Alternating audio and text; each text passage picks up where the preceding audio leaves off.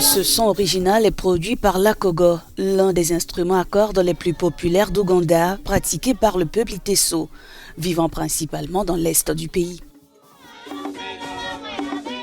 Constitué d'une série de languettes métalliques flexibles de longueur variable, ce piano à pouce produit du son en associant ses membranes vibrantes à une petite chambre en bois de kiat.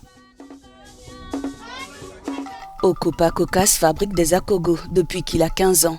Il a dédié sa vie à cet art. Chef d'orchestre, il conduit plusieurs troupes musicales dans le seul but de préserver la culture Teso.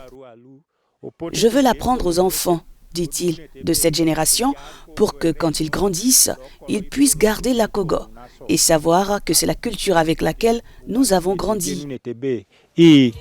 En Ouganda, l'akogo est joué lors d'importantes cérémonies. Et pour préserver la tradition, le musée de Soroti détient quelques prototypes. Nous avons des enfants Teso en ville qui ne connaissent même pas l'akogo. Donc quand ils visitent le musée de Soroti, ils les trouvent ici, préservés, et ils pourront les voir.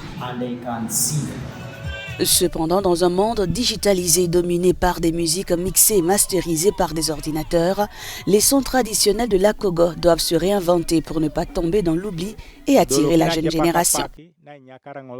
Il arrivera un moment où Dieu me prendra et on découvrira que personne ne connaît notre culture et qu'elle est morte.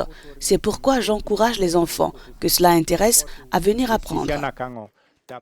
Avec la disponibilité des matériaux, ce piano à pouce peut être produit plus facilement. Okupa Kokas les vend $5 l'unité. Mais pour lui, il ne s'agit pas d'argent, mais d'une quête pour maintenir la culture Teso en vie. Par ailleurs, depuis 2012, un festival dédié à l'akogo construit peu à peu sa renommée et des pages sur les réseaux sociaux relaient en permanence les activités autour de cet instrument traditionnel.